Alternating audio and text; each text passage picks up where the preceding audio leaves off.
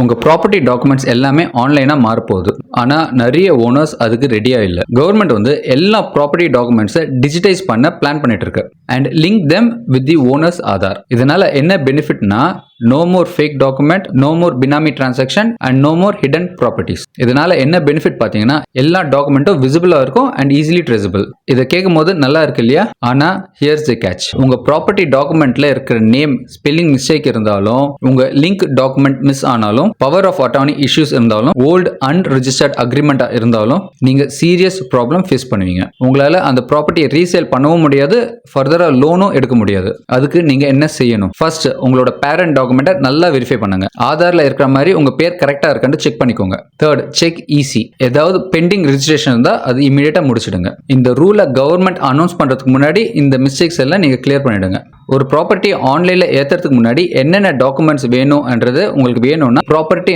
Comment பண்ணுங்க.